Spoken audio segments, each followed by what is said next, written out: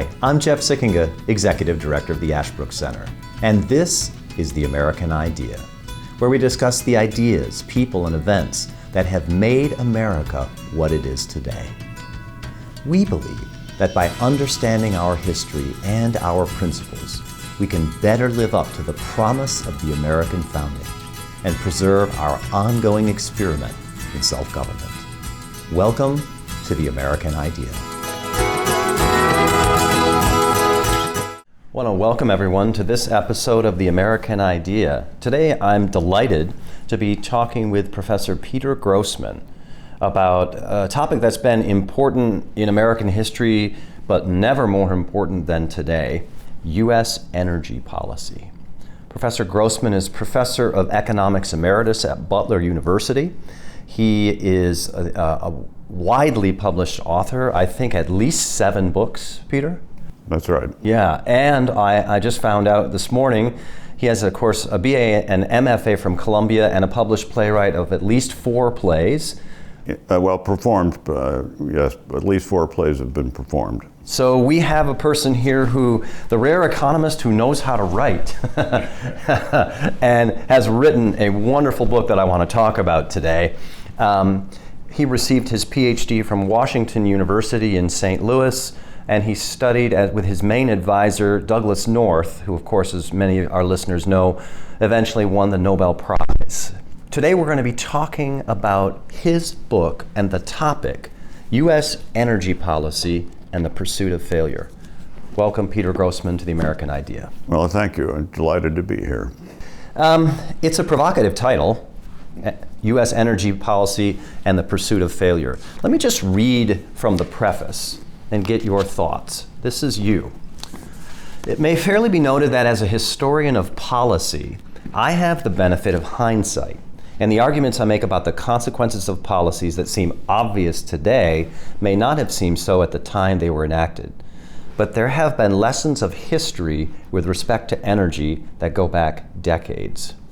Policy failures are not a recent phenomenon. Nevertheless, for the past 40 years, now 50 years, it appears that policymakers have learned nothing from the past. The policy has always failed, has seemed irrelevant to each new Congress, to each new presidential administration, and to each new agency head. It is as if officials are saying that they know their ideas will fail, but they pursue them anyway because they cannot think of anything else to do. They will pursue a course of action that sounds pleasing to voters but has no chance of success. They will willfully pursue failure. Finally, that has been the story of U.S. energy policy, the pursuit of failure, a story that has seemed impervious to facts and remains mightily resistant to change. It seems strange that policymakers, on such an important issue as energy, would pursue failure. Help us understand that. I wish I could understand their thinking totally, but in fact, they do the same thing over and over again. They propose the same things over and over again. And they seem to have the belief that the real problem is they haven't done spent enough, done enough, pursued some kind of utopian goal, and they haven't pursued it with enough money and enough vigor. And of course, these kinds of things come up because of some kind of problem in energy markets. And those things tend to get righted by the markets. And then they lose interest, or they've passed some bills that have really retrograde elements to them, or pointless elements to them. And they just let them lapse, or they defund them, or they continue on because they have political support, but they really don't do all that much in terms of American energy. Give us an example. So our listeners are thinking, this is interesting. It sounds a little abstract at this point. You said this goes back decades and decades. Right. Can you give us one example, perhaps even from decades ago, of this pursuit of failure?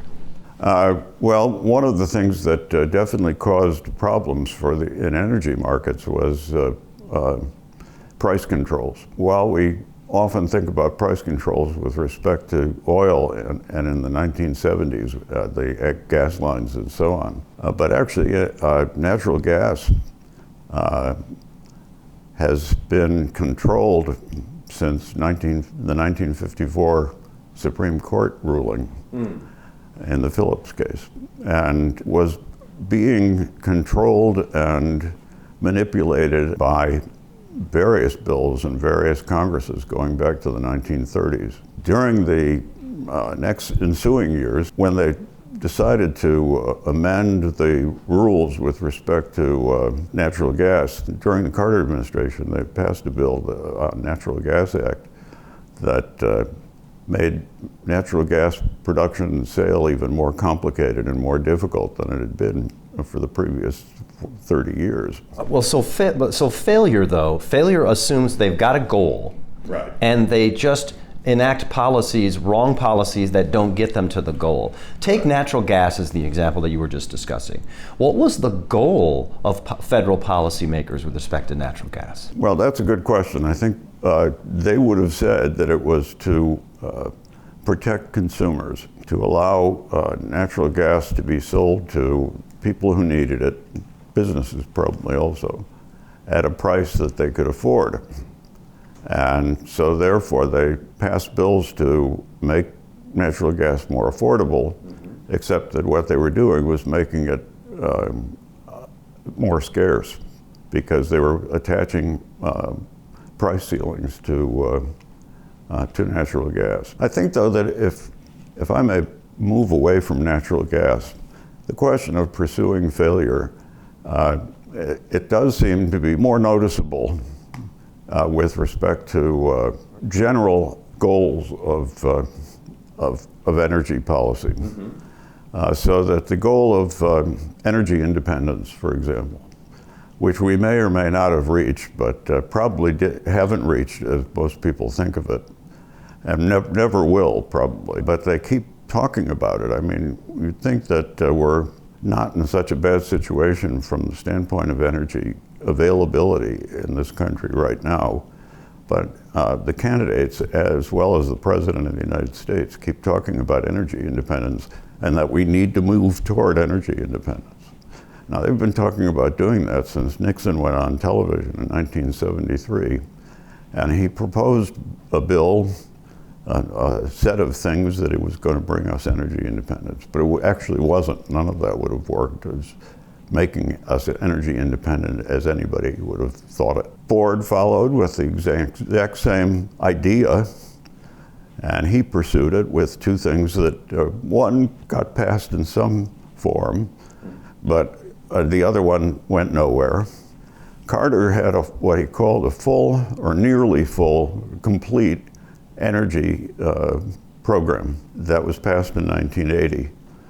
And everything in that package, or nearly everything in that package, was repealed, was ignored, was revised when subsequent bills were proposed, like the Green New Deal.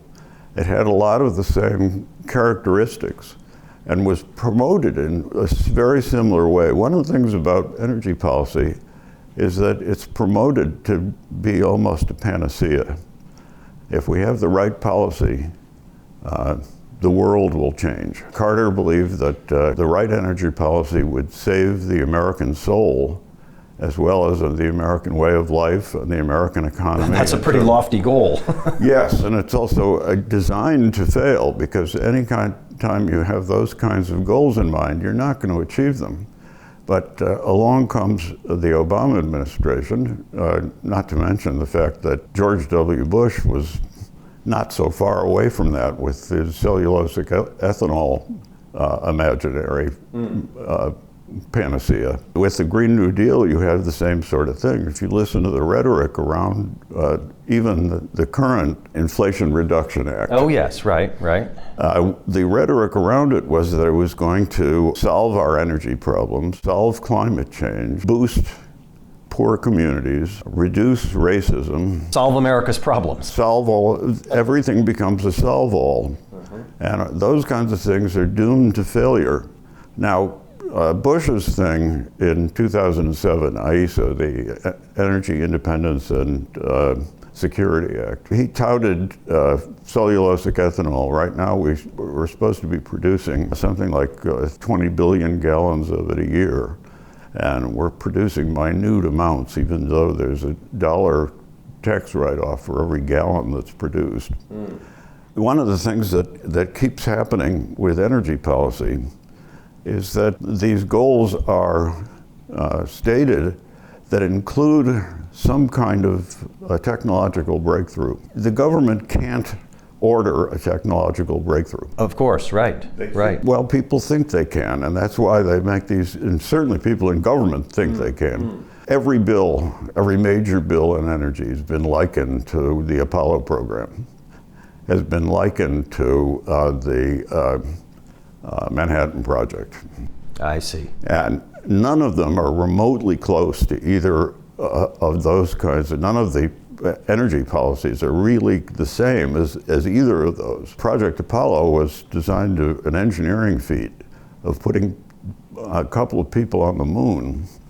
As I believe it was someone said that what is being proposed with the Green New Deal is putting everybody on the moon. And it's not really even an engineering problem. It requires technological breakthroughs that we don't have, and they can't simply say, we are going to do this and we're going to give money to it and a breakthrough will happen. That's really behind a lot of this, and that's, I think, more the idea of the pursuit of failure than anything else that's in my book. That's because that's what I was very interested in. Is it going to fail? Definitely, as you say in the book, it's going to fail, this U.S. energy policy. Is it because it sets what you regard as an unrealistic, impossible, unattainable goal? Or is it because it sets a goal that could be attained, but it relies on means to get to that end that don't exist and can't be created to exist? Good question, and I think it's both. Okay. Can I take energy independence? Right. Is that impossible to attain for the United States?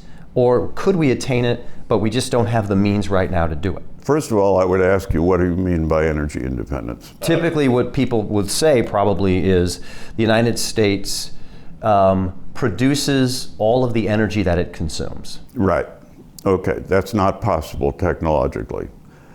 Or to the extent that it could be achieved, would require government rationing or clampdowns on use, would require various kinds of prohibitions of imports. Those kinds of prohibitions, by the way, could lead to disaster, because what happens if we have another Hurricane Katrina that closes down our refineries? If we've cut off the rest of the world, who's going to be providing us with oil? The problem is we cannot produce enough energy in the United States to meet consumption demand. I think that's correct. So we would have to clamp, as you say, somehow government would have to clamp down on demand. Right. We'd have to, one of the things that Carter especially recognized or believed was that we needed to be able to have massive conservation, and people had to be taught to think of conserving at every turn. It was a neo-Malthusian who believed that we were rapidly running out of oil and gas. Right. Hence, say, 55-mile-an-hour national speed limit. Well, that was under Nixon. Ah. Yeah. But the same sort of thinking? Same sort of thinking. Okay. Now, in fact, that led to Carter doing the one thing that was most important to do and made a big difference to the American economy, and that was to end price controls. But he did it in the belief that it would raise the price of oil and oil products so much that people would be driven to reduce consumption. Aha. Okay. And of course, the irony was that what it led to was a fall in prices and an increase in consumption, because in fact, the price controls had hamstrung the production of hydrocarbons in the United States, because who wants to do it if your government tells you you can't actually get your money back? So domestic energy production.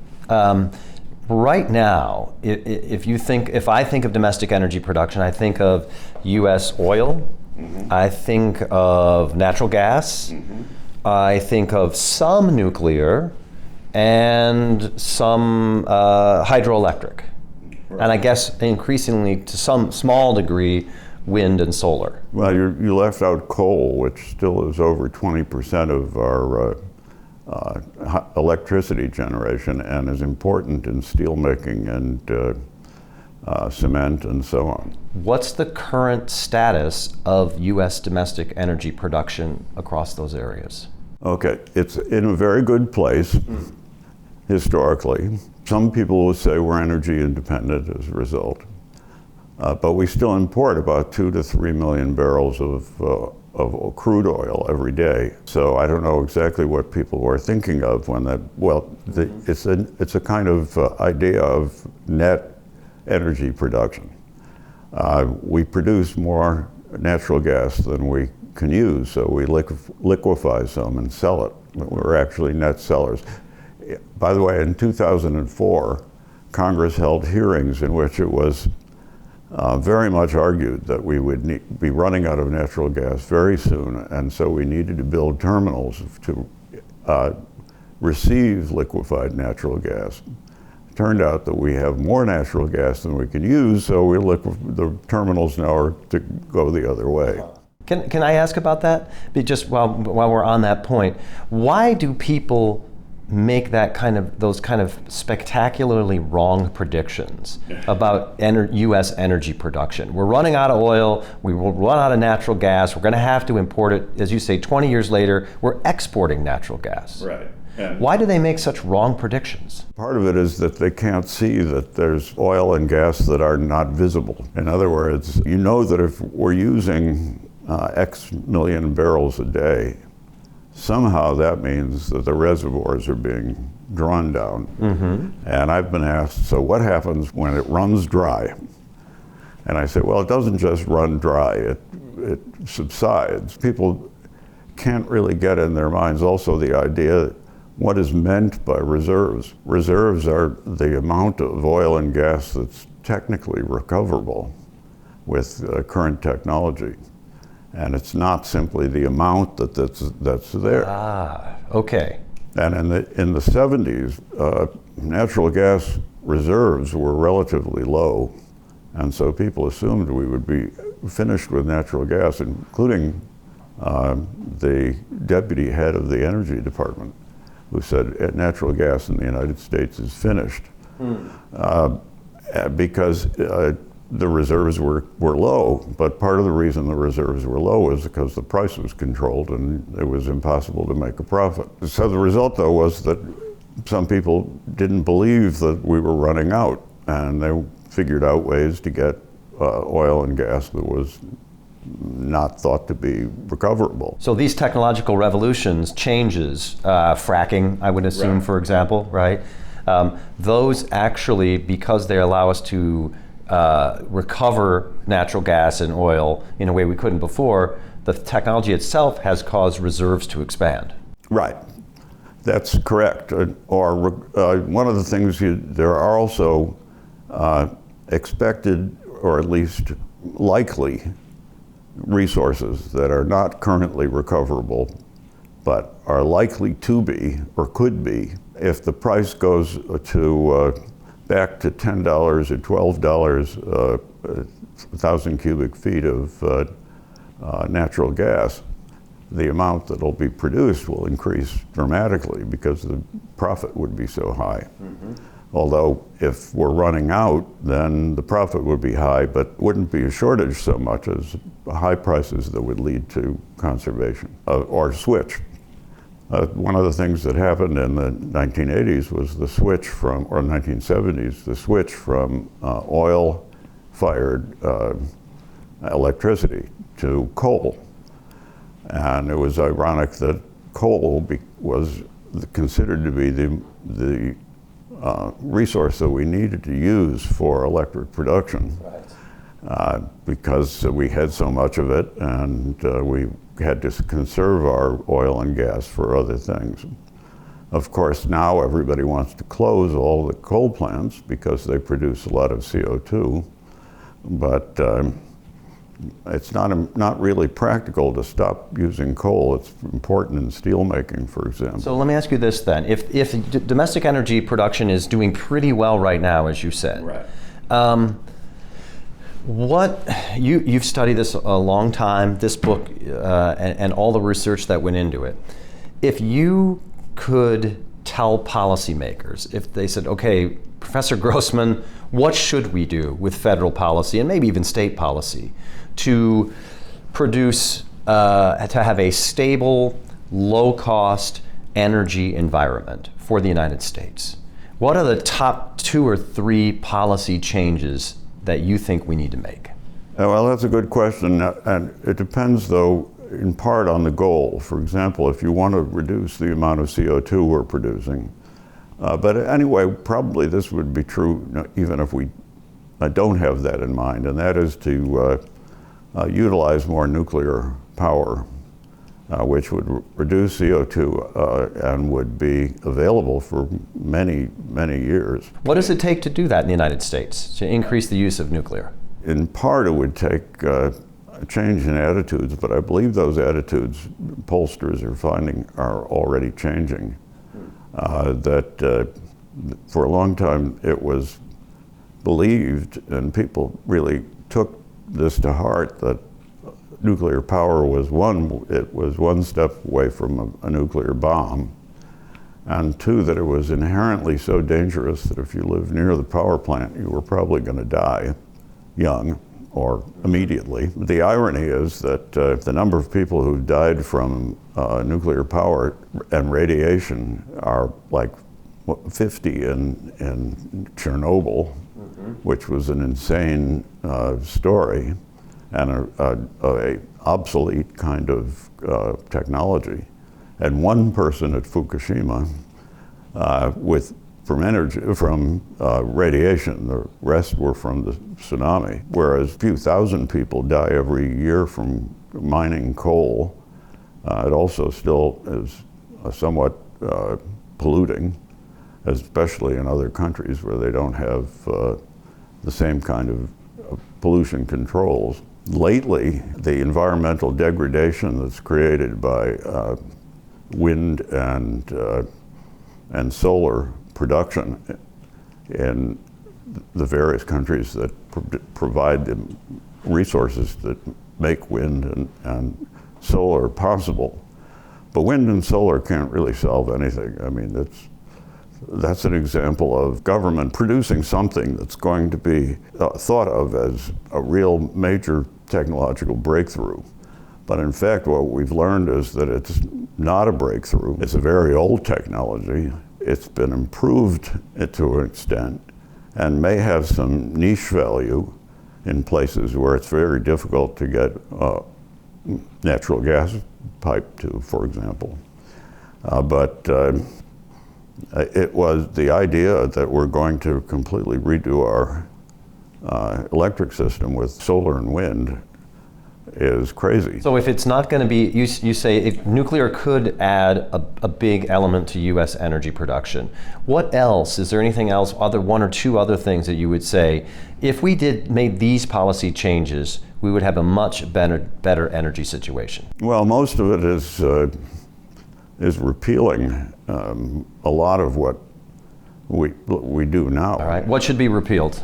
Ethanol mandates for one, solar and wind mandates for another, repealing most of what was passed with the IRA, because really the government, one of the issues is that government has very little that it can sensibly do with respect to energy. Now, there are some things that it can do that, although some of it's controversial. For example, I say in the book that the Energy Information Administration was a good thing. I said that. A number of people have criticized me for saying that because they said it's not reliable and it's politicized, as agencies tend to be. And so we were better off when we were getting information from oil and gas companies who would provide information to the public. I'm not sure that's true. It is politicized. They all eventually are to some extent. They do provide information often that contradicts what the government is saying, what policymakers are saying. And I know Robert Bryce, who is possibly the leading journalist in energy these days, has used Energy Information Administration data to show that wind and solar are not what some people think they are. He points out that solar gets something like 300 times as much in subsidies as oil and gas. It's not easily visible because what he's doing is he's taking the energy value of, in terawatt hours, for example, of the use of oil and gas, and then he says this is how much they're getting in subsidies, and here's how much solar is getting. So sort of dollar per terawatt hour. Right, dollar per unit of energy, and it's 300 times greater for solar subsidies than it is for subsidies in other in conventional fuels. See, I'm very interested that way of thinking, and the way of thinking that's in your book. I'll call it, for lack of a better term, the economic way of thinking, as opposed to the utopian way of thinking, as you describe it in the book, as opposed to a kind of social engineering way of thinking. Tell our listeners, why is it very important to approach U.S. energy policy from the economic way of thinking? Well, as an economist, I would tell you that everything has to be thought that way. The government has admitted that a lot of what they're doing has no cost-benefit calculation. It's pretty clear that the Green New Deal in its current form, of the IRA, the Green New Deal is first of all, it's impossible to calculate how large an expense it would be to actually do what's in there. Probably be in the tens, possibly hundreds of trillions of dollars. Wow. You know, one of the things about energy is that you don't want to really put all your eggs in one basket. If you have solar and wind doing everything pretty much, it's really a very bad idea, because what if you get a breakthrough with something else, or some other form actually works better even from the climate change standpoint, which seems to me to be very possible. I can't forecast breakthroughs, but neither can the government. But they try to think about, well, this will require these breakthroughs, and surely they will be coming. In 1980, one bill that was passed was the Magnetic Fusion Engineering Act. And in that act, the Congress called for a working nuclear fusion power plant by the year 2000 or 2001, I can't. Okay. And I think we're still waiting for that. Yeah, we are still waiting for it. We're still a long way from it. But yet, people in Congress, one congressman who was one of the sponsors of it, said it's the most important energy legislation that has been passed by the U.S. or any other country in the world. And it was a pie in the sky, you know, not just pie in the whole bakeries in the sky. If there's one insight or lesson that you want the readers of your book and the listeners of our conversation today, what is it about U.S. energy policy? What's that one lesson? As soon as U.S. energy policy becomes utopic, as it is now, with the government's way of thinking about it, the current administration, it's going to fail. And it shouldn't even be undertaken, because it's going to be a waste of money, which it's already being. So what I would want people to know is that energy policy should be modest and should be present oriented. You know, the idea that we should be doing energy policy for 100 years from now is ridiculous. As I've said on other occasions, that would we really be better off if we were using the energy policies of Warren Harding? And I think the answer is, well, that's ridiculous to even be talking about that. Did he even have energy? Well, Teapot Dome was, I suppose, an energy policy thing. It's ridiculous, and yet people are saying, well, we have to do this to prevent the next 5 generations from being vaporized by runaway climate change. Well, that's a sobering thought, but a very helpful, illuminating insight. Peter Grossman, thank you so much for taking the time today to join us on The American Idea. Well, my pleasure, and thank you for having me here. Thank you for listening to this episode of The American Idea. If you enjoyed this episode, remember to subscribe at Apple Podcast, Spotify, or wherever you get your podcasts, and leave a 5-star review. If you want to learn more or get involved in Ashbrook's vital work, visit our website, ashbrook.org.